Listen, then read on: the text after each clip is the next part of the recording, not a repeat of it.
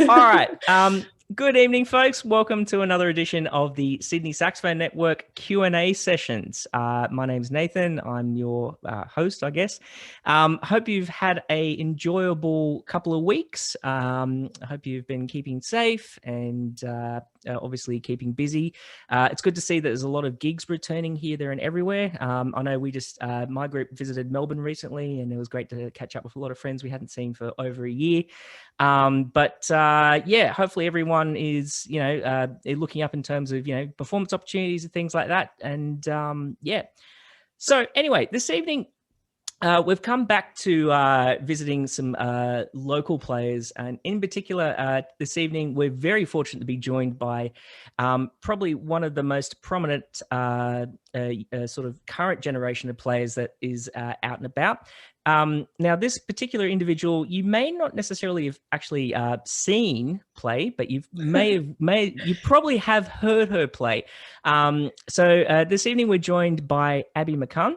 Now, Abi is a multi-instrumentalist based in Sydney, and she's quite prolific in the jazz scene as well as the musical theatre scene. So that's what I was getting at with the fact that, you may have heard her in quite a lot of shows. She's done so many shows, it's ridiculous. I think she's done almost every single book out there, but things like, she's worked on Sydney Productions of Chicago, Billy Elliot, what we got? Young Frankenstein, Caroline, and most recently Pippin.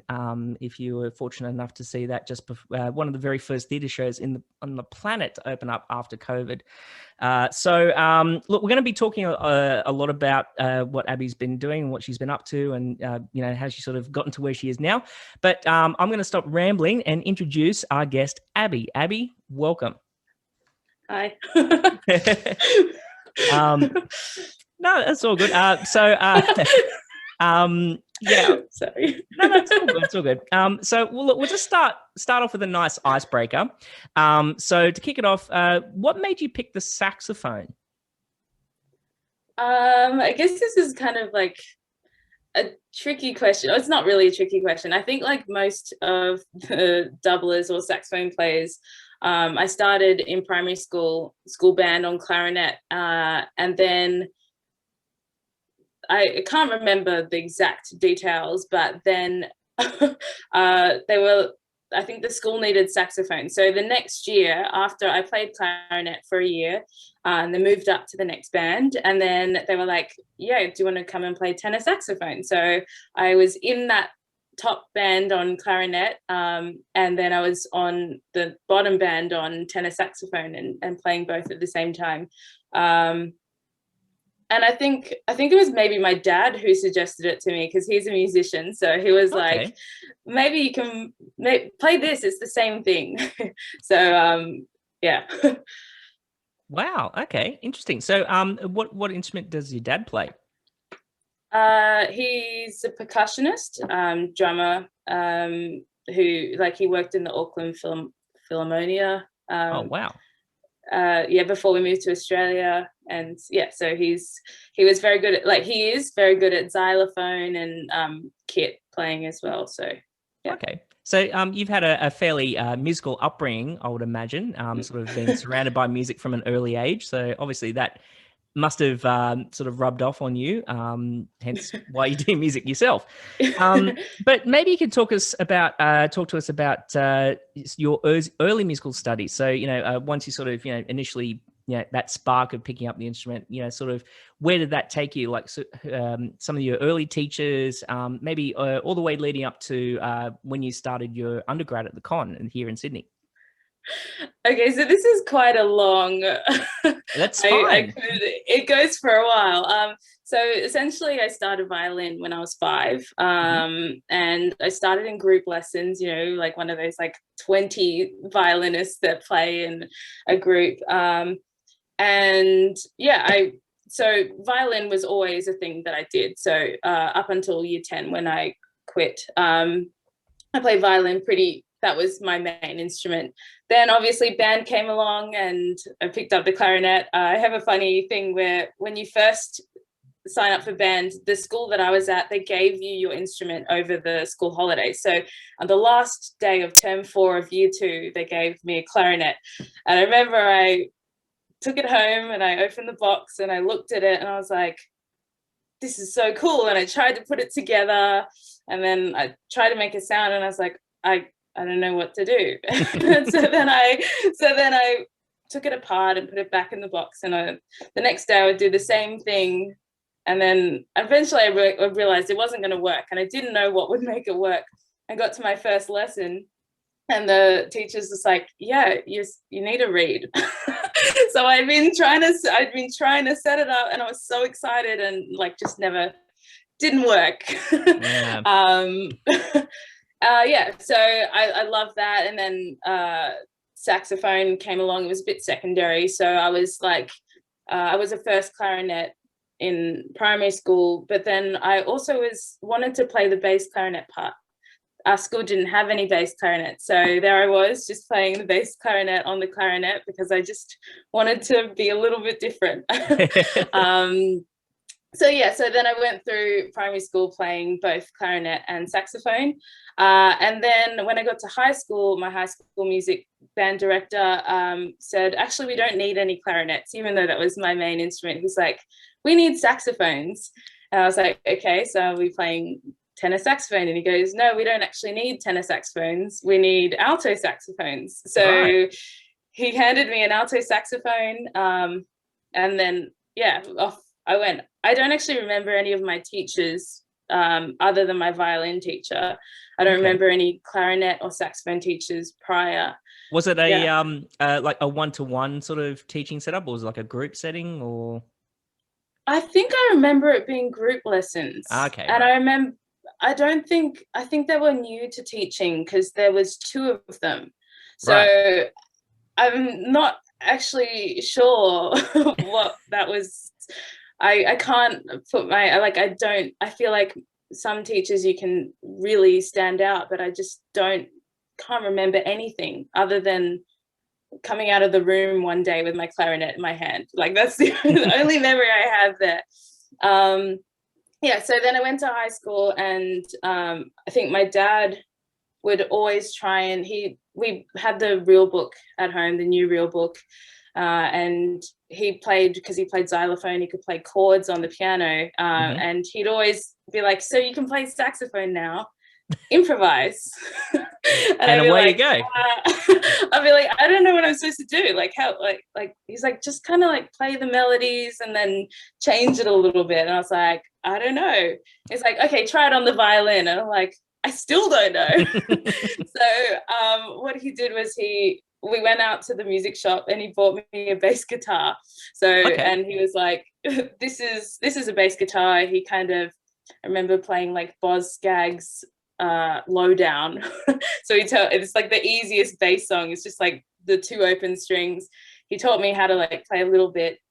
And then he got me reading the new real book and playing just the bass notes in the new real book on the bass. And then he pulled up Killer Joe, which has that like walking bass line. And I think it's the only song in the new real book that has the bass line written above it. Okay. And so we sat down and we like worked out how to play the bass line from Killer Joe on bass. And so he kind of got me into reading chords and like what the relationships were like to make the chords work and everything like that. And then so I picked that up and I think like I played for someone's HSC Music 2 performance when I was in year 8. On bass?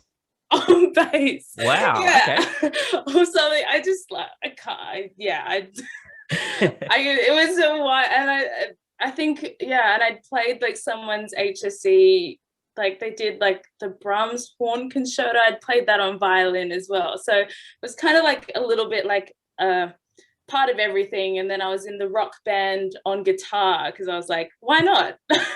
Fair enough. And then pretty much it got to the point where I think I also auditioned because my dad also made me sing along to him when he was playing the piano. And then yeah, I auditioned for the place of like the singer in the stage band at my high school, and I got it. And and I think that was at the point the teacher, my high school teacher, was like, you can't do all of this. You realize you can't be in the string group, in the jazz band, in the concert band, like playing all these different instruments, and in the rock band. You have to choose what you're going to do, because when you get to HSC, you can't do all of it. Like, you've only got however many songs. So I think at that point I was forced to decide. That was around year 10. I just started getting lessons from Richard Percival, who I'd had a lot of different saxophone teachers that were pretty, I can't even remember anything. I can't remember anything. And then Richard kind of like sat me down and like had me just play long notes or like work on my sound and everything, and kind of just said, we're going back. We're just going back. And we did really simple stuff. And but well, I guess he made me see like that I could actually do saxophone. I could actually like enjoy it, and it would be more than just, you know, something I played in band or something that was just in passing. So when the teacher was like, so what do you want to do? I was like, sure, I'll play saxophone, and I want to sing. I want to do singing for my HSC. So then Richard organized for me to get lessons from like pretty jazz legend, Kerry Bedell. Oh wow. So I was getting lessons from her throughout high school. So I literally had some of the two best like teachers in my high school career. And learning from Warwick Older, he took the jazz band like at school. He took the stage band. So I had all these amazing people around me that kind of helped me come from like a very confused early high school person. I didn't quite know where I was, to really like sending me in this direction of like, I guess, jazz and another world. And then a important life thing that happened was my dad, as a musician, he actually has a Bachelor of Music. When I was leaving high school, he essentially said to me, like, you want to try something else first before you go into a music degree, because, you know, he obviously moved from New Zealand and didn't have as many opportunities as he did in the place that he'd lived his whole life. So he's like, I want you to try something else. Got me to try I did a year of a Bachelor of Media at UNSW. Right. And then I was like, no, I want to try out for the con again, like, because I'd done it once. I did the whole process, went to UNSW, and then so I went back and then got accepted into the con jazz degree. So wow. Very long-winded. No, it's great. Like, it sounds like you know, just you've sort of had you know, you tried all these different things, and you know, it's obvious that your passion for music in all shapes and forms is you know, quite, you know, prevalent in even who you are today. And yeah, it's just amazing, like, you know, some of those people you got to work with at such an early age. It's great. I know we've had Richard on the Q&As, and I know he's spoken very highly of you as a student, and you know, mentioned you're doing some great things, which you are, of course. And Warwick is amazing. Yeah, he's a funny story, actually. My dad and Warwick went to the same primary school, and they were in the school band together playing there's a photo on the internet. It's really random connection, but anyway, that's anyway, but this is about you, not my life story. So tell us, so when you got to the con, tell us about, you know, what it was like, you know, the people you got to work with, in terms of teachers, and also, you know, fellow students, because I'd imagine there's a lot of students that you worked with there who you may even continue to work with. Yeah, so I feel like the con was a bit of a wake-up call for me, because I'd obviously had this background of like not really, I hadn't really focused too much. Like I wouldn't say I had focused saxophone lessons until about year 9, year 10. So I feel like you kind of come from on a little bit of a back foot. So I remember like being in my first audition, I think for big band, and I didn't do as well as I thought I would, but that was like a big kind of like push. I remember I didn't get in on alto for the big bands, and Dave kind of said, oh, do you want to play tenor? And I think at that time I was so like set on alto that I was like, no, right. I would never do that now. Like so this is play tenor. So this is Dave Thieck we're talking about as well, right? Yeah. Yep, cool. Yeah. I would never do that now, but it's kind of like it was just from that first day it's pretty daunting. Your first day, you have the audition in front of like the entire cohort over the 4 years, and you're kind of like, you just have to play with these people, and like, wow, it's scary. I don't know. I remember it being a very daunting day. But yeah, while I was there, I was able to obviously learn from Dave. And I spent a long time with Cole Lochnan. I'm really bad at saying that. I don't think I've ever had to say his last name. I just say Cole. Cole Lochnan, but yeah, everyone knows him as Cole. Yeah, so I had quite a few years with him, which was amazing. He had his approach very similar to Richard. I think they both learnt from the same person. I think Joe Allard, or is it Victor Morosco? Yeah. But the sort of the foundations of Victor Morosco are sort of, you can tie it back to Joe Allard, but yeah. So they both came from a very similar branch of thought, and that was really nice to have that connection, but seeing it in a different way. Like, so I wasn't seeing, like, Richard has his way of teaching and Cole has his way of teaching, and they're different, but kind of trying to get to the same concepts, which is really great. Also learned from Dale Barlow. Oh wow.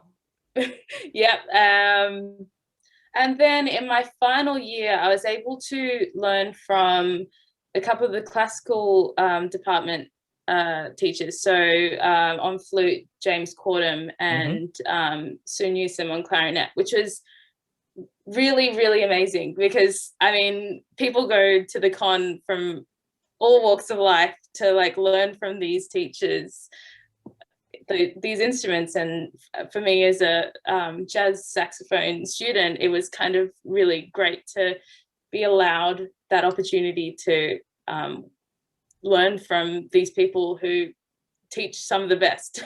Yeah. And are the best. Yeah, of course. So just after you finished at the con, did you pursue any other studies, like maybe some things overseas, like getting some lessons, or were there some other things that you checked out once you got through those 4 years? Yeah, actually. Oh, well, yeah. So I more recently in 2019, I've been working around musical theatre, and was like, well, London has a lot of musical theatre things.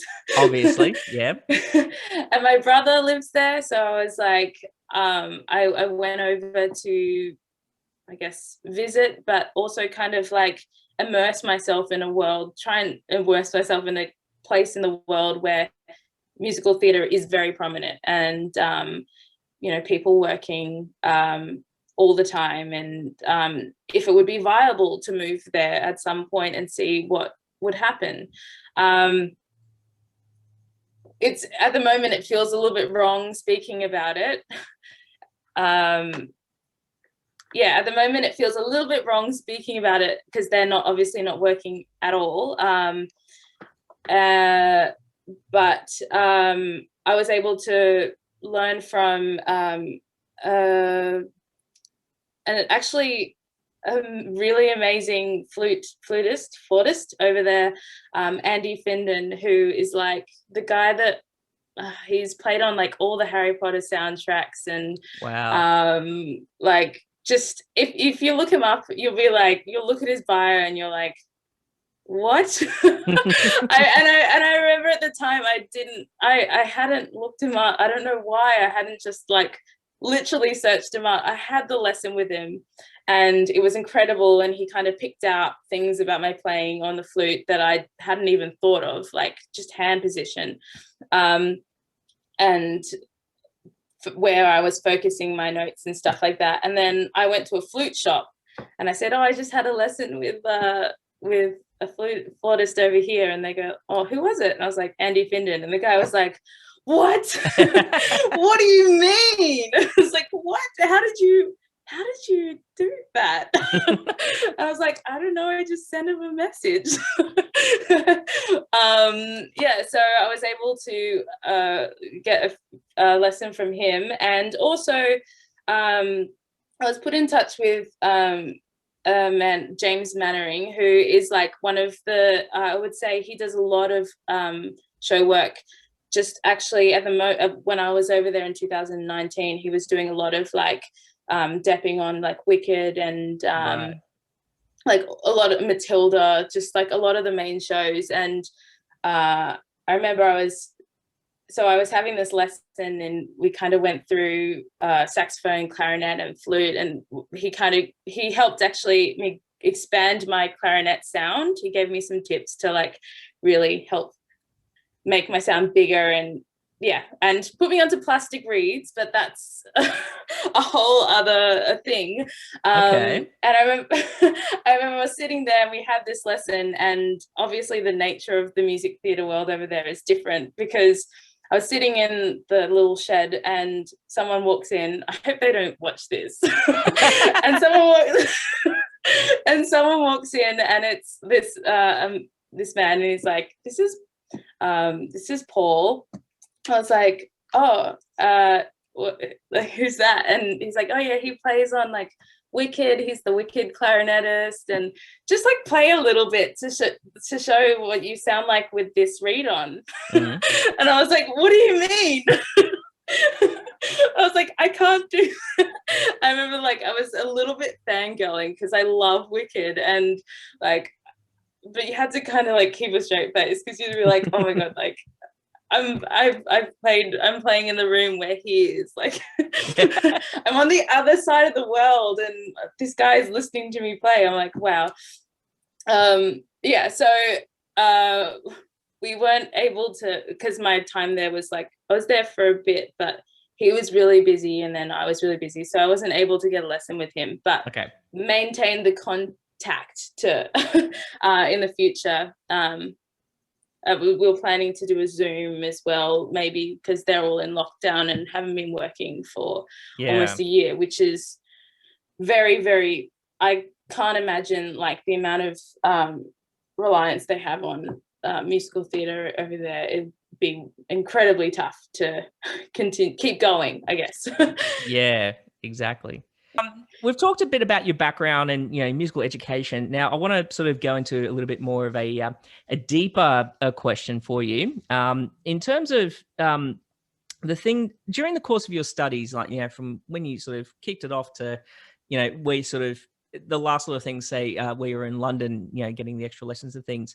Were there any particular teachers or mentors that you had that really stood out for you during your education? And if so, what was the thing about those people that was impactful for you? I think so I would say I mentioned earlier, like that that turning point in my life, in my like music, was starting getting lessons from Richard. That was because I wasn't really grounded, and I felt like that was the first time that I was really like, here I am. Yep. And I guess it was this thing of like, I've always been like a big thing of like sound, like, and hearing like what I try and emulate sounds.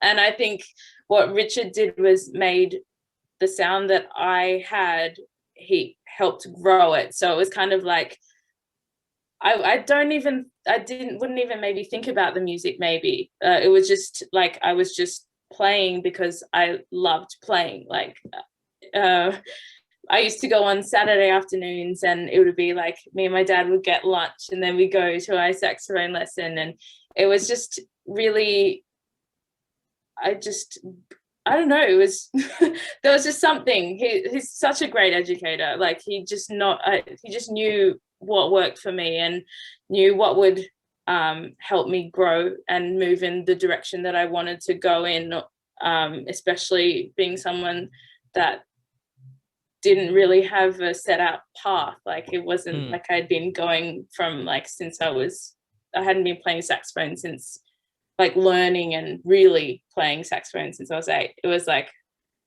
he picked me up where I was, and he really helped develop me to develop into something. Yeah. Cool. All right. So basically it's all Richard's fault. Yeah. I'm joking. No, it's but no, as you say, like it sounds like as you say, like he really was, that sort of one of those key figures for you that sort of really kind of put you on the trajectory that you are, I guess, now. So yeah, that's great. Now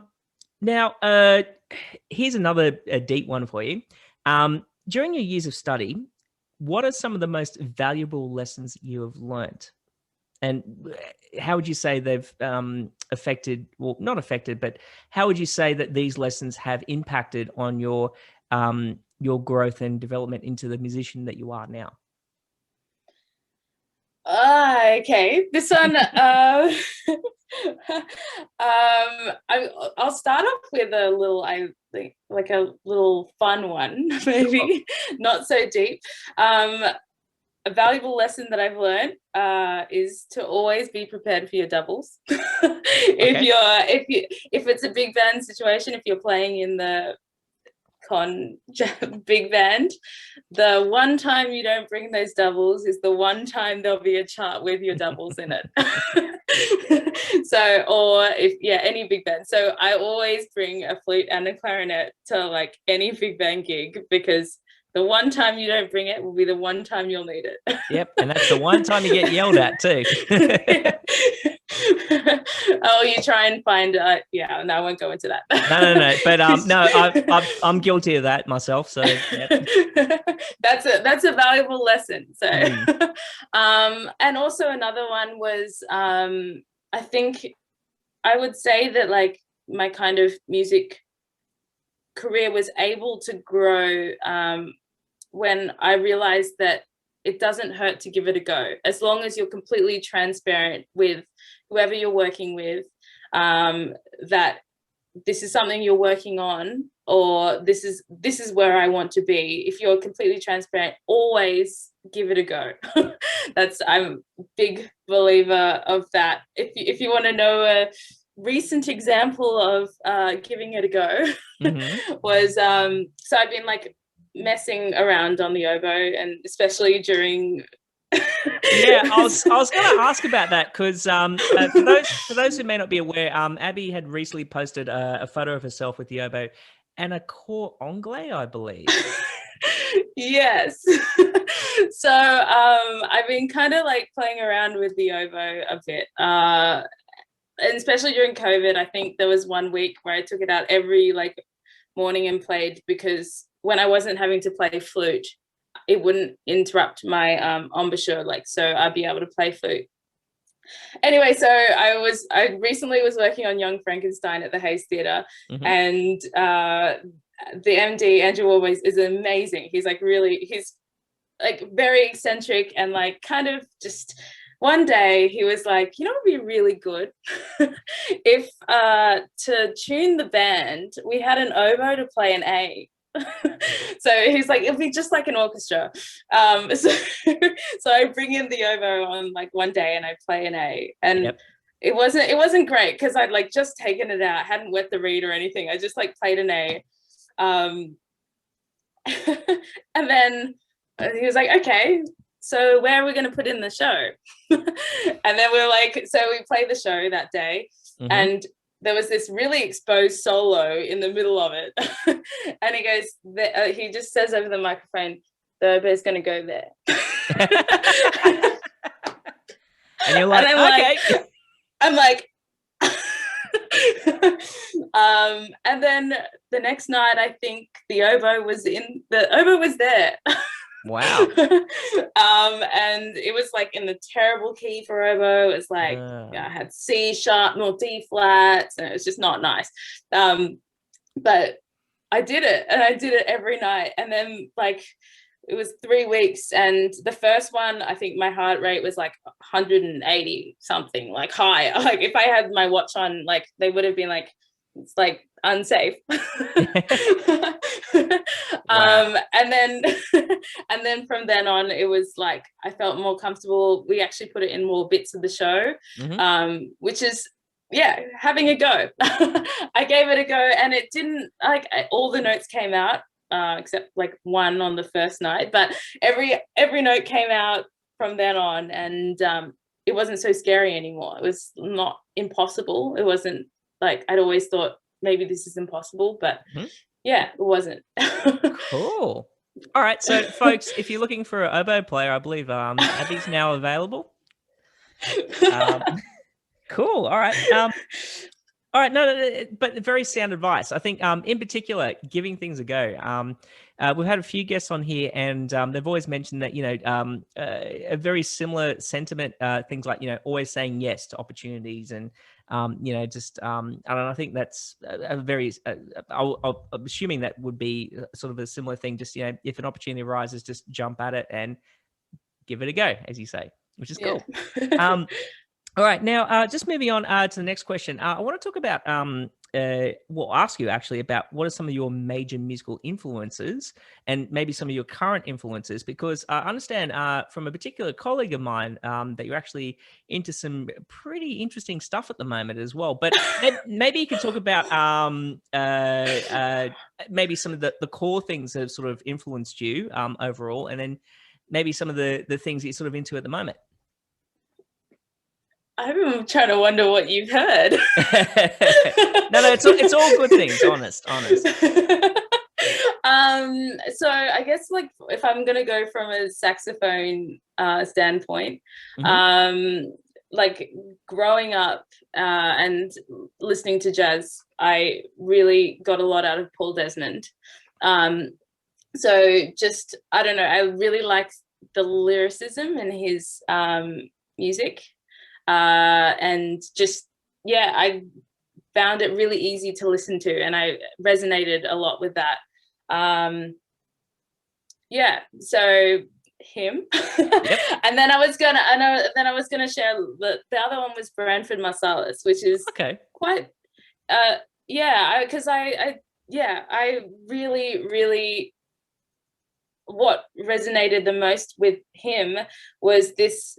Like I just have kind of like a fascination around him, because he's like this amazing jazz player, and I could listen to like I think it's Blackzilla. There's an album that's just like it's just free jazz, and I'd never listened to free jazz before, but he had like this like really like crazy free jazz but very musical like approach to that. That's still. Free jazz is musical, but he's very lyrical in the way he did it. But then he like kind of juxtaposed it with like more like there was one that Oh Solitude. He plays it's amazing. I remember I went to a lesson with Richard, and I was like, I want to play this song after I saw him at the Sydney Opera House. I was like, I want to play this song.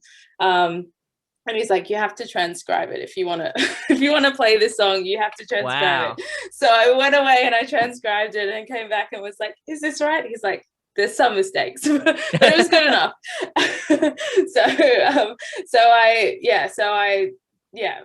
I love that. And then I found of La Création du Monde, it was just, he kind of goes from this jazz to like classical and like very, like, I don't know if the classical world loves him, but I sure do. Yeah, that's an interesting topic for another time. But I liked the sound that he brought to that. Like, it was, I feel like a lot of his thing is based around sound and like, yeah. So I had a lot of like love for that. I don't know what other people have said about music that I like to listen to, but I'm actually like weirdly into like metal. Okay, that was not the answer I was expecting, but let me just see if I can bring it up. Okay, so a colleague of mine, who will remain nameless for now, was saying that you're currently, interested in things like French Haitian music and things like Deborah Conway and things like that at the moment. Yeah. I've always, Oh, yes. I'm actually playing in a Haitian band. Oh, my apologies. My pronunciations aren't tip top, sorry. No, I didn't. You can say different ways. That wasn't supposed to like correct you. That was just that's all good. Please correct me if I am wrong, because I'm terrible with different languages. Yeah, no, so like it's like Haitian music. Her name's Atasia. And I love it's different. It's kind of, if you've ever listened to it before, it's like raw. I don't know if you've ever listened to it. It's like super raw music, but like influenced by like African rhythms and stuff like that. So it's, yeah. I'm sure said colleague will probably get me a playlist in the morning when I see her. But it's really cool. All right. Anyway, we should probably move on a little bit. In terms of now, we've been talking a lot about how versatile you are, and you're exceptional doubler, and we have sort of touched on this topic. But in terms of just getting into the woodwinds, like I know, like we talked about, you had talked about, sorry, how you sort of like wanted to try all the different instruments and get into it. But in terms of like when Richard sort of helped you sort of narrow it down to the saxophone, I'm presuming there was always that sort of in the background, there was always that sort of constant drive to continue working on doubles and things and whatnot. Was that sort of, in particular, that musical theatre thing, was that always sort of from the get-go, from when you were starting at the con, or was that something that sort of came a bit later, or how that sort of move into that world of music come about, I guess? So this is another little story. Sure.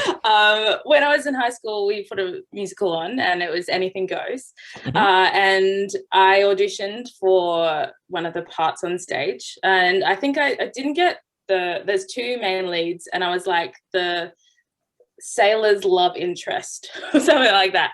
But I wasn't on stage for very long. Her name's Irma, or Bonnie in some versions of it. I wasn't on stage. I had like my one jazzy song, and then I would go off and be occasionally in some of the scenes. And I was like, the stage band at our school, the jazz band, did the music for it. So I was like, I want to be in the band. I'm in the stage band. I want to be in the band for the show as well as the thing. So they said, sure, you can do that. You just have to come off stage and go down into the band and play in the band when you're not on stage. So I did that. And then I realized, we did rehearsals and stuff. And then I realized there's doubles in it. So like Anything Goes is like standard doubling. I think it's 5 reeds with like clarinet. I think it's got all the double reeds and everything like that. And I was like, well, if I'm going to play this book, I want to play it properly. So what I did was I borrowed instruments from my friends. I had a girl that had bought a new flute. So I was like, can I borrow your flute? She's like, well, if you fix it, you can keep it. So it was a little bit broken. So I went and I fixed it. And so I got to keep it. And then another friend had just quit band, and I was like, well, can I borrow your clarinet? She's like, sure. So I had my flute and my clarinet, and then I went to my lesson with Richard. I had no idea he was a doubler either, just so Oh, you really? know. I had no idea. Like I just didn't know. It didn't cross my mind. So I brought the flute and the clarinet. I'm like, I want to do this. And he's like, gave me like teacher on tap books, and he's like, go home and work it out, essentially. So I went home and I worked it out. And after that, I went and contacted a bunch of other things, and I was like, I'm looking to double. Can you give me opportunities? And I did a couple of little things when I was in high school. But that was how I got into like that other world of doubling, was just literally just borrowed from two of my friends and tried to make it work. Cool. All right. Yeah. No, it's interesting. No, it's cool. Now, just in terms of like, because you're working professionally now, and obviously, particularly with shows at a such a high standard, you have to maintain such a high level of proficiency on each of these doubles. Now, it's no mean feat, and as I'm sure many people who have tried to double, I'm very poor at it myself, but I can sort of get, it does require a lot of time and dedication to maintain such a high level at all these things. But how do you work on maintaining your high standards of playing on each of the doubles that you have going on? I would say like I generally, so I'm working a lot. Actually, I had so I'm just finished a show, and I'm starting a show tomorrow. Cool. And then doing another show in 3 weeks time, going on to another show. So I found that to like keep it all going is I try to focus my practice on whatever I'm working on. So I don't know, like if you've ever experienced this, but like when you're doing a show, if you feel like one instrument, sometimes it doesn't feel as nice as the other one. So like sometimes like I'll have a day and I'll love flute. I'll love it. I'll be like in the show and I'll be like, this is great. I'm like loving it. And then the next day I'll be like, oh, I don't love it as much. I'll be like, today but the saxophone feels great. And it's just about like trying to like make it so you always trying to, it's like an even balance. So like if someone asks me like now, if someone that's asking me like, what's your favorite instrument? I can't actually say because I don't know, like, because it changes every day. Depends on the wind, So it's just like focused practice on whatever I'm doing to make it sure whenever I'm playing in whatever circumstance that it's the highest level that I can. And if that means that I might not play Barry for, a little while, that's fine. But before I have my next gig on Barry, I'll make sure that I'm practicing it for at least 2 or 3 weeks before and getting it out and making sure I'm keeping it up to a standard. But if I'm in the show that's like Pippin, it was just flute and piccolo and a little bit, like a bit of clarinet. I wasn't playing as much saxophone, but I would bring it out like and do fun things with it, like, I don't know, fun. I find fun reading. So like doing like some omnibook stuff or like, I don't know, like that's where I get the most joy out of playing. So it's about focusing on what I think it's about focusing on what you need to do and then having fun with the rest of it. Right. Okay. No, it makes sense. Like, I mean, it's hard to sort of like, if you got like 12 doubles or something, it's really hard to sort of, spend an equal amount of time of it. So yeah, it's sort of planning ahead and, thinking what's coming up and working towards that. Yeah, it makes sense, I think. Now, here's a question. In terms of your vast experience of working various shows and things like that, what advice would you give to doublers looking to develop or maintain their skills on their doubles? I guess just like focused focused practice. So like working on whatever, like making sure that you're ready for whatever's coming up. So making sure that you're ready to do the best that you can do in whatever's coming up. And also, this is, I'm sure a lot of people have said it, one of the hardest things is actually changing instruments. So not necessarily being on the same one instrument, like it's about picking up the next one and playing it like from the first note, like I've been playing it for the rest of the show. I think that's the hardest thing. So being able to produce like what you want from the start quickly. Right. So I think that was the hurdle I had with the oboe, was because I was so not used to it. My fear was that I would pick it up and go to play and nothing would come out. So it's about, and then once I'd gotten over that hurdle, I was able to then know that no, it will be there. So that might be more tricky depending on which instrument you're changing from. So that was a thing in Pippin, was like I'd be going from piccolo to alto flute, which is like complete opposites. And I'd be like up on a high C on thing, and then I'd have a big like alto flute solo. Like it was crazy. And you're literally like, you're going from like this to that kind of thing. Yeah. So it's just about not like trying to get that sound you want from the first note. So from like as soon as you pick it up, I guess. Okay. Yeah. No, cool. Now, let's talk about some of your other things in terms of performance. We will delve a little bit more into the musical theatre side of things, but we shouldn't also forget that you're also quite a prolific jazz musician here in Sydney. You've worked with some amazing musicians. Like your rap sheet is like, it's amazing. Like, you worked with Basement Jaxx. The other week you worked with Casey Donovan at City Recital Hall.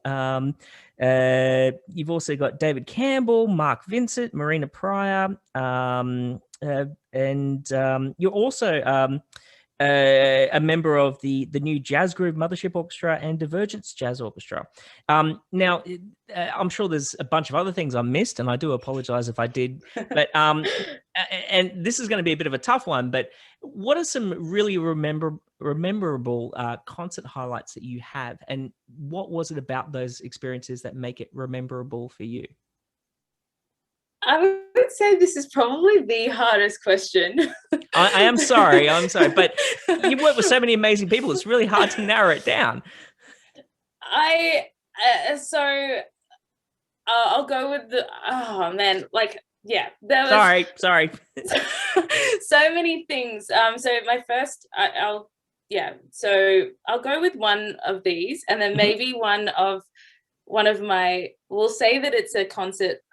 You'll see. Anyway, okay. So my first one is Basement Jaxx. Yep. The Basement Jaxx concert. Not only were like the section was incredible, and I think not only incredible but amazing people. Like, so there was like Loretta and Steve Fitzmaurice and Stefan Schaefer, Andrew Dahl. They were like, it was just like kind of like a family.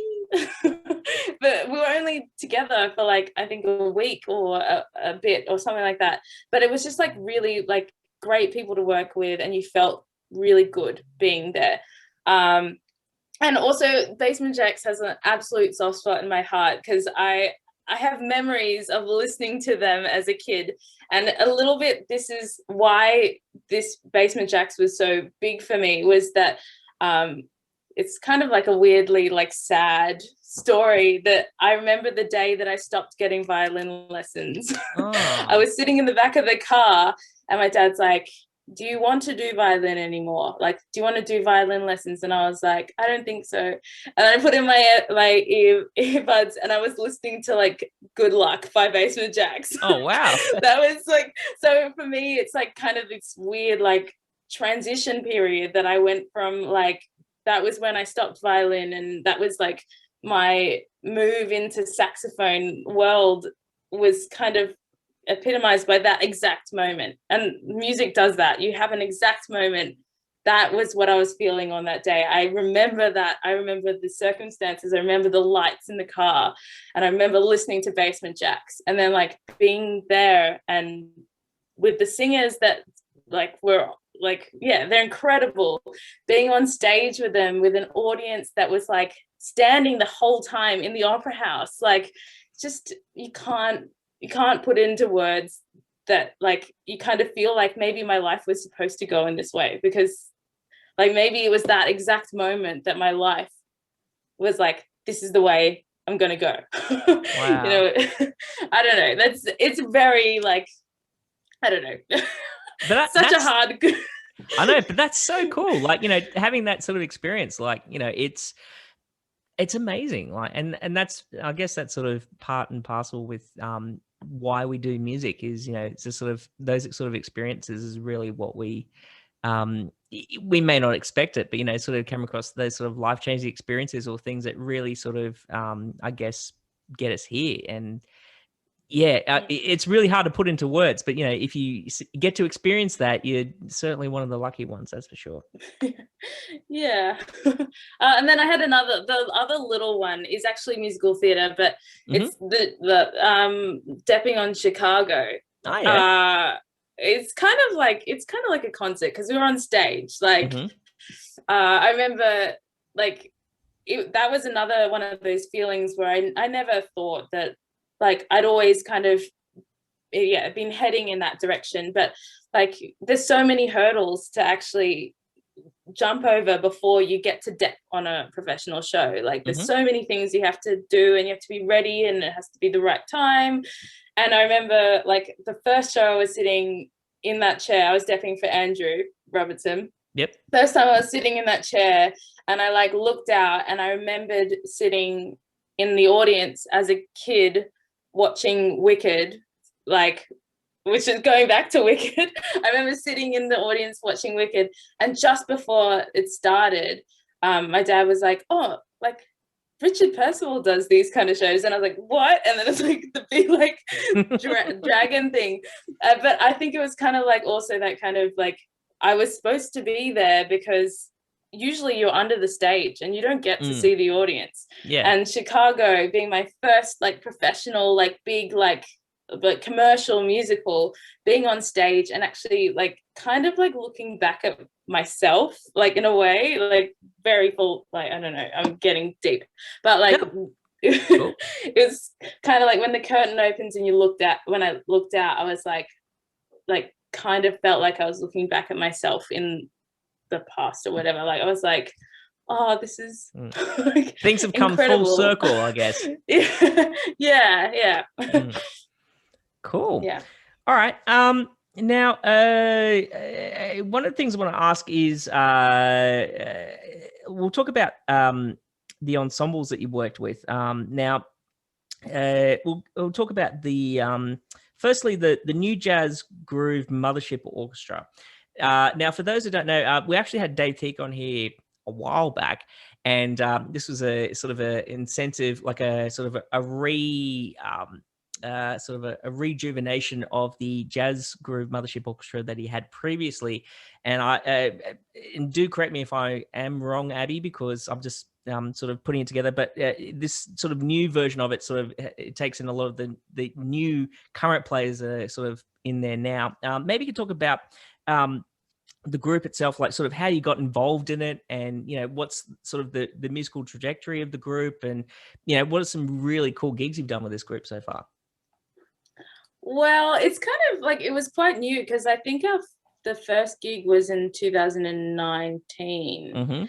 And I was actually in London for our first gig. So it was like literally, I think Dave just was like, sent a message to like each person in each spot and was like, yeah, do you want to be in this band? And I think it was kind of a no-brainer because, as I know, when I was at the con, the original Jazz Groove Mothership, I'd seen so many gigs of them and they'd played so much. It was kind of like, wow, like I could be in this group that like is kind of like the flagship of just jazz and big bands in Sydney at that time. So I think we had our second gig towards the end of 2019. So Okay. that means that there hasn't been much since, because obviously COVID was Fair a enough. bit of a halt. But that was a good, really, really good gig. It was, and the band was sort of a mix of, so obviously Dave was in the sax section, and Murray Jackson, and then a few of us younger, so like Michael Janikos, and who actually went to high school with me, and Callie Gillen. So it was kind of like this nice section. I think it was Callie. Yes, it was. Yeah. It was 2019 was so long ago. I don't want to say. I know, it's like a lifetime ago. So that being in that, it was a great section. And we've actually, I think, I don't know, we're not doing a gig, but we're playing again soon. So hopefully, Nice. Which is kind of nice, because it feels like we get to do a little bit more. But yeah, the kind of music, it kind of is nice being part of a group that like does a different type of big band.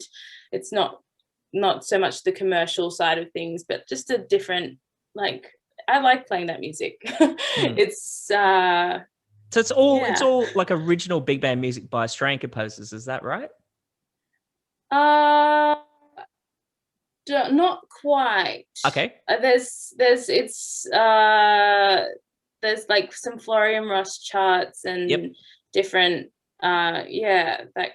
yes, it's been so long. I have the like folder somewhere, but it's been so long, I can't remember. It's 2019. That's all right. Well, probably the easiest thing to do would be, if you see a gig for the new Jazz Groove Mothership Orchestra, go to it and check it out.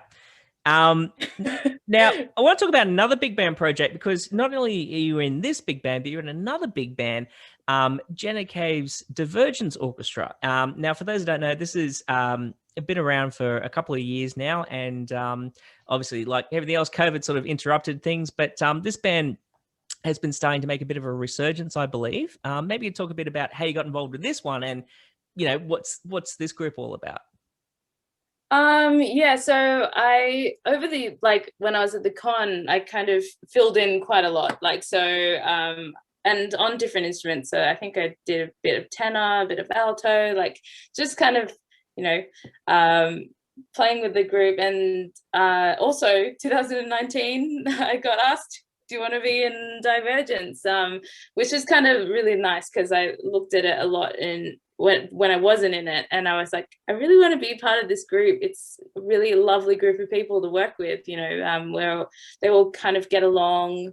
It's we're playing a lot of Jenna's music, and a lot of like I feel like she does a lot of good work making maybe composers that aren't like as like not like your standard composers, but bringing in music of a lot of Australian composers who want to write for big bands. So it's great for them to have a way to have their music played, and usually it's really, well, almost all the time, it's really fun music to play, and just getting other people's voices out in the world, and giving them an avenue. And I think Jenna really considers that. I think she must consider that in the formation of the band, and what charts we play, and Cool. Now, going into sort of reverting back to your musical theatre life, do you have a favorite book or show that you've done, and why would it be a particular favorite for you? Favorite book?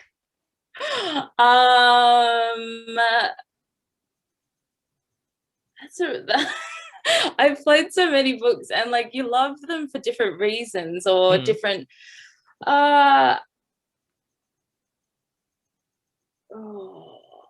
see, I had a thing in my head of what I would do if I got stumped. Yep. Or I said, Yeah, and I already used it because you're supposed to ask the question back again. Ah, sorry. Maybe. Oh, you know, I'm like, if are we talking musically or just like being there, or We'll just say in terms of maybe the most enjoyable one in terms of musically, like, you know, you sort of like, you know, it all came up trumps in terms of you know, the golden combination of doubles that worked well and things like that. That's a tough one, I know. I'll tell you what, this is a little bit unconventional and not yeah, I don't know, like, I don't know if a lot of people, well, people probably might not agree with me, but I actually had a lot of fun playing I've played the Catch Me If You Can score twice. One with the Willoughby Theatre Company, which was the full big band arrangement. So that if you've never, like, so there's the obviously Escapades and Dan Higgins. And like his whole thing of Catch Me If You Can, but there's actually a musical. And I don't know, I'm a bit of I really like it. So it's kind of, yeah, kind of like a little bit like LA Noir-y kind of. You got like alto flute, jazz alto flute. You've got like big like big tenor saxophone solo feature songs in it. It's really like, I don't know why it hasn't happened. Maybe people don't like it, I don't know. It's got an excellent score and it's like big band. Cool. And I did it at the Hayes Theatre, which is a theatre that I've done a lot of work at, and really great theatre, but the place is very small. It's like, I don't know if you've been there. I've had the pleasure doing a few shows there, and it is for those who don't know, it's literally a closet. Like the pit is behind the stage, and you got to fit all these musicians in this tiny room, and particularly if you've got doubles like coming out of your ears, it's insane. Yeah. So I did Catch Me If You Can at the Hayes Theatre, and what it was is the Hayes, because it's so small, obviously they couldn't have a big band in the room. They had to cut it down to rhythm section and me. So it meant that like all those solos and all the like fun things, like literally there's the song that I'm talking about, it's called Man Behind the Clues. If you haven't heard it, like maybe just look it up and listen to it. I love it. Okay. So it has this soprano solo at the start, and then it goes into big, like kind of a little bit improvised like solo throughout the song. And I remember when I was doing it at Willoughby, I was like, I want to do both those parts. I was like, I wish I could play both those parts. They're so good. And then next thing you know, they're like, can you just like really quickly change? Like, so I got to do like all the fun stuff. I got to play the alto flute in it's like kind of, I imagine the triangle, it's like the triangle going ding ding. I loved it. Yeah. So that was probably, it's the best score as a big band, and it was really fun playing it as a small band. Nice. Now, just sort of throwing it back to in terms of advice that you could give. Now, in terms of like you've, you know, obviously, had to do a lot of hard work to get you to where you are now. But for musicians wanting to look into breaking into the professional music scene, or in particular, if you want to talk about musical theatre, what would be some advice that you can give from your experiences working your way up to that high level now?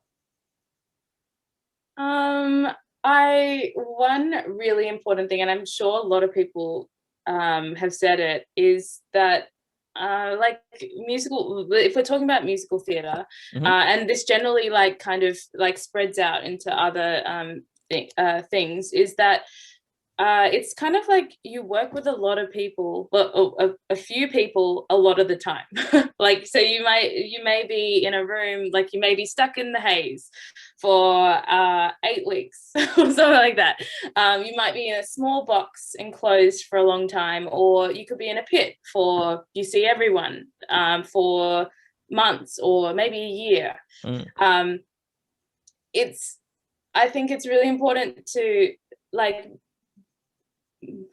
foster those relationships while you're there, like make it, it's really important to be approachable and be like able to be part of something. It's not just like it is about sitting down and playing the notes, but it's also about being like part of something. It's like you it's hard to like explain it. It's not just about the music, but like if you have good relationships with people, you'll play better. You'll play better as a group. You'll actually like getting along. You're more thinking about like you're thinking about maybe the violin a little bit more, because you know what I'm not just saying you know they might not have had the best day, so you might actually, if you're a little bit sharing, then you actually might, the music changes depending on how people are feeling. And it's really important to like get along with people. Yes, it's well, music, there's a lot of trust in music, particularly in playing an ensemble. And I think as you say, like having that sort of healthy relationship and good communication is key, not just musically but also verbally, old school, And also the other thing is like it can be really hard, because you might be in a show for like, you might be with someone for months, and then you might not see them for months or years, and like I found the most fun that I have is when you're in a show and you're with someone for ages, and then you don't see them, and the next time you see them, like my partner says that like I might see someone that I haven't seen in a while, and they're like, he's always like, you just like kicked it off just like you were like, you've been friends, you've seen them every single day. Like they're like, it's like this because it's like a family almost. Like, you develop that relationship, and it's sometimes a dysfunctional family, but it's a family nonetheless. And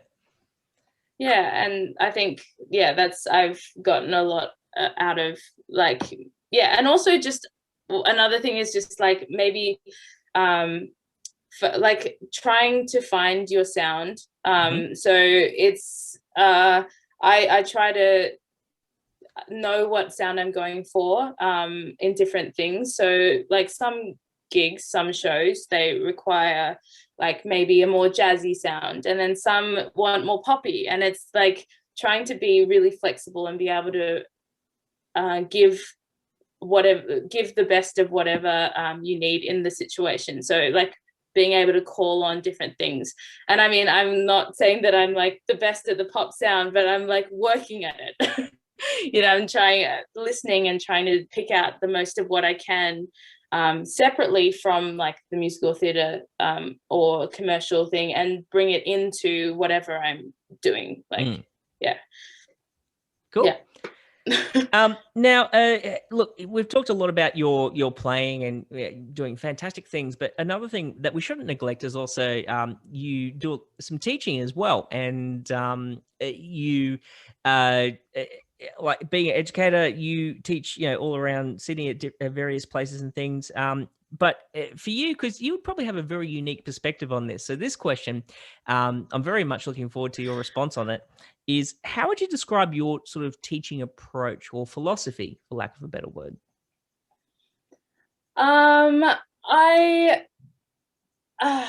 So this again is another really tricky, because I'm actually in a kind of weird change. I like it right now. I would say like I started after COVID. I kind of changed.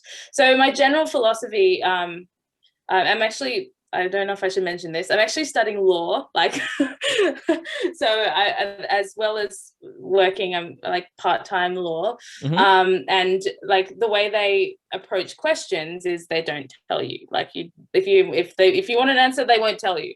Right. And instead they give you all the means to find the answer yourself. So I'm trying, like in my approach, I'm trying to make, that's what my students, I want them to have, is not, I'm not going to tell them it's a G, but I'm going to give them all the ways to find out what it is, what they need to know. Okay. So, yeah, and more so in my change of direction, I'm teaching less, because I found like when I was teaching a lot, I was spreading myself really thin and not giving my students the amount of like actual care that they need to actually develop. I kind of, you get into like this kind of rut of, I'm going to teach you this and I'm going to follow this formula and that's how it's going to go. But I'm kind of moving in another, I don't know, like direction where I'm trying to like give them all the basics they need and steer them in whatever direction they seem to want to go. And also make them love the instrument. It's so important, because there's so many times that you have like an adult that comes up to you and says, oh, I hate piano, or I didn't have a good experience with piano because they had a mean teacher that made them do lots of things they maybe didn't want to do. And a little bit, I'm like, I still want to make sure I foster the like fundamentals, but you want the student to not hate it. You want them to enjoy it. So even if they're not a professional musician, even that if they don't do music professionally, they'll go out and they'll listen. They'll go to a gig. They'll actually enjoy music. So have appreciation for it, I guess. Yeah, so I guess that's where my teaching's a little bit going a little bit more, is like really trying to make sure they have the fundamentals. They can play their scales, they can read music, they're listening to music, but also that when they leave, if they're not going to do it professionally, because everyone doesn't, like it's the back to the world, that when they leave, that they're gonna have pleasurable memories, so that they actually want to listen, or they want to go to a gig and they want to be our audiences, which is realistically not everyone's going to be a musician, but everyone can be an audience member. So yeah. No, that's cool. Now, if there was one thing you wanted your students to take away from lessons with you, what would it be and why? I guess what I just said. Perfect. That music can be fun. It can be. No, that's cool. I mean, if you had anything different, but I think what you said there. That's certainly if my students took away an appreciation for music, I'd be more than happy with that, even if there was nothing else that I could impart onto them. And a love for music is certainly the least I could want to achieve, I guess. All right, cool. Now, you like the rest of us have been affected by the catchphrase of the last 2 years, which is COVID-19.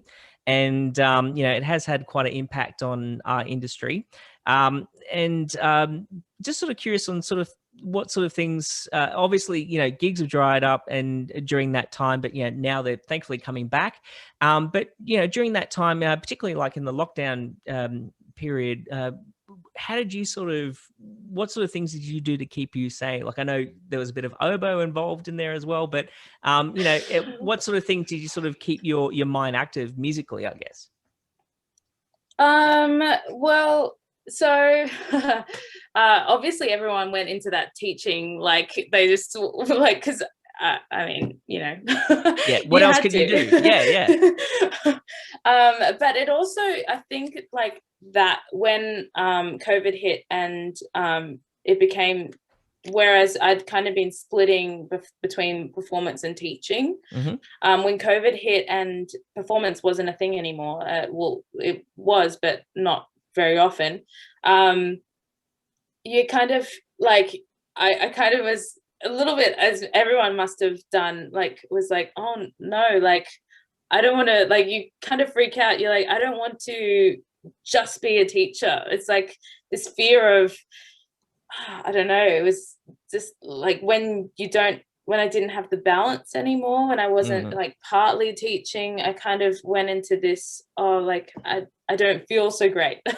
You know, I'm not getting the joy out of it that I did, and online lessons were a bit of hassle at some of the schools, like tricky, and the kids lost motivation, so it was kind of tricky. So I kind of went, I did a lot of arranging, which is, I really enjoy arranging, and I always have. And so I did, on my YouTube thing, I would do a thing where I'd arrange it for unusual arrangement of instruments. So I think a couple of them are like, I found I loved having a bari, a tenor sax, bass clarinet, 2 clarinets, alto flute, and a flute. That was like the 7.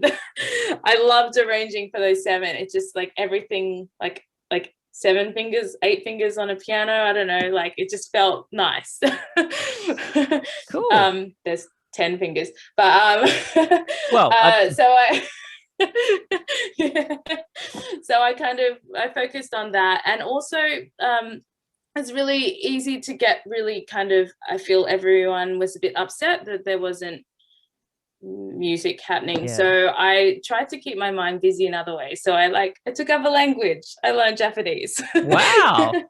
I'm not very good at speaking it, so no one in the like, people ask me anything in Japanese. I can read it, but I took up something to just like,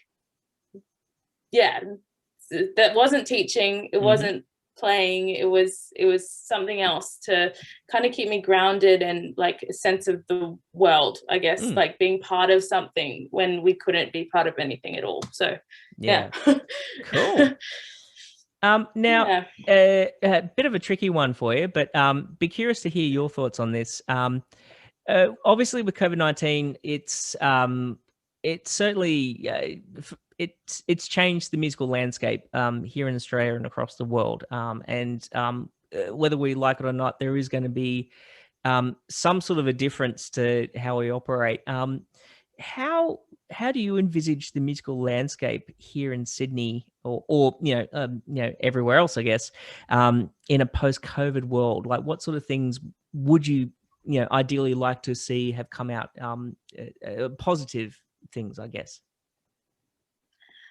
I guess this is, I feel like this is what I think, and it could be completely wrong, and I know that. There is, the thing is, there is no right or wrong answers. Like, it's speculative, and I think, I guess, because I ask this a lot of guests, because they've experienced music pre-COVID, and sort of, it's still very much early days, of course, because we don't really know what's going to happen long term, but it'd be sort of interesting to see what you would like to see as a result of COVID. Like, hopefully there are some positive things that we can take from this experience. Well, I think that a lot of people were going, like, because you're stuck inside and you can't do anything. I feel like a lot of people have gotten a lot out of being able to go out and see music, and I think it's also the same with musicians. Like, us as musicians, we're grateful when we have a gig. We're like, it's a little bit of a tough like balance, because I know for a fact that, like, I'm doing an STC show in 3 weeks, and this new whatever in Queensland, you just can't be sure that anything's going to happen. You're a little bit on edge. So every time that something happens and you're in that moment, you're not taking it for granted. It's not like before, when you'd kind of be like, okay, I'm doing this, but I know that tomorrow night I'm going to have this really hard thing on this, and I'm worried about that. You're putting everything into what you're doing, and you're trying to you get a lot of appreciation from the musicians, but also people want to see music because they've been able to listen to it at home. They're able to watch Hamilton on Disney Plus, but it's not the same as seeing Hamilton in person, you know? Of course not. And now they can see it in real life. It just opened the other day.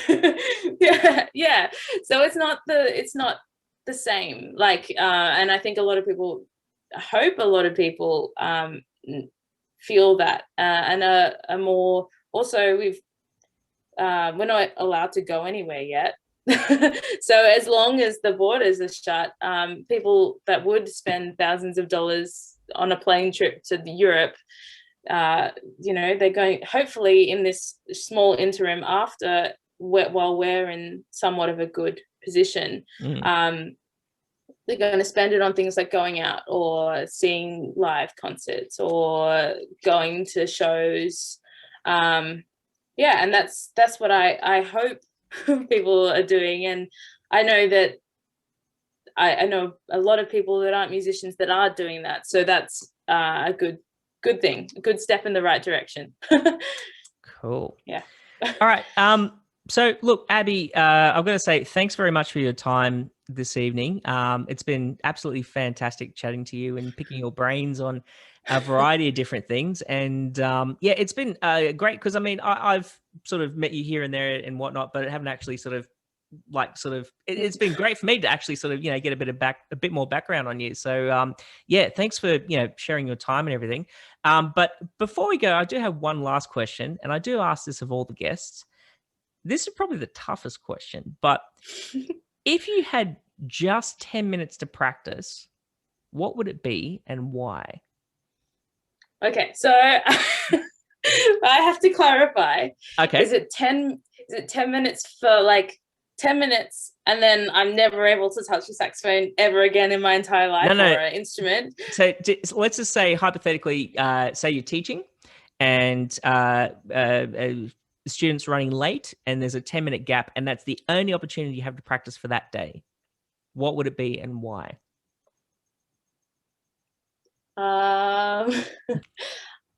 Would I, like, back to my previous thing, I would probably work on whatever I need to work on for the next thing that's coming up, or I would spend 10 minutes on making sure that I'm ready for what I'm doing. Cool. Yeah. Easy answer. It's an underwhelming answer. I'm like, I thought about it and I was like, a lot of people would be like, maybe I think people would be like, oh, just long tones or scales I'll do around the cycle, or in reality I would put that time to making sure my next performance was that little bit better. And there's nothing wrong with that. Everyone's different. And, it's been really interesting hearing all the different responses. But, it's obviously a very practical one because, if the gig's coming up, you've got 10 minutes, you've got to, do some sort of practice. But no, cool. So look, Abi, again, thanks so much for your time. I know you're very busy. But in terms of how do we keep in touch with what you're doing? Because as you say, you're going from show to show and you've got other bits and pieces happening. So what's the best way to sort of keep in a loop with, where you're playing and going to see these things? Well, I guess just my Facebook. I guess that's the easiest way of. I'm making a website thanks to you. Cool.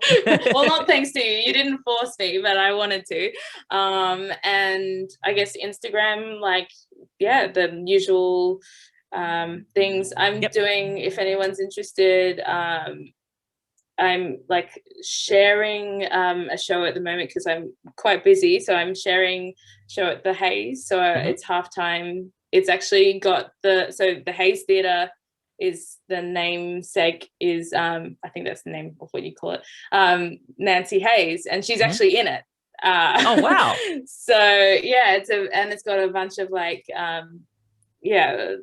really great singers and stuff. So I'm sharing that and then going into Sydney Theatre Company Fun Home which is why I had the cor anglais. So if anyone if anyone wants to hear me play cor anglais, then come along to Fun Home. I think it's only a 1-act show, so it's quick and concise, but you get to hear me play cor anglais. Right, and this will be the cor anglais debut, I believe. Is that correct? Debut, yes. Wow, cool.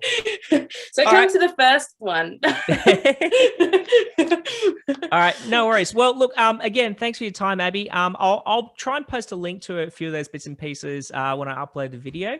Yeah, it's been absolutely fantastic. So yeah, thanks for sharing all your stories and insights, and of course, more importantly, your time, because I know how busy you are. And of course, thanks everyone for watching. We'll be back next month. We're going to be having a bit of a special, slightly different format. We have a guest lecturer from Melbourne who will be talking about a very interesting topic. And I don't want to spoil too much, but I'll keep you posted on that. So that'll be coming up in April. But until then, I want to extend a big thank you to everyone for continuing watching. Also, please make sure to stay safe during this long weekend. Hopefully you get to have a bit of a break. Our thoughts out to our friends up north in Queensland. So hopefully you're keeping safe there. But until then, happy practicing or listening or whatever you enjoy in terms of saxophone. Happy saxophoning. We'll just make it a generic term. And until then, stay safe, and we'll see you next time. Thank you. Thank you. There'll be Thanks. No one's clapping. Oh, Bella did. That's cool. Yep. Oh, there we go. Yeah.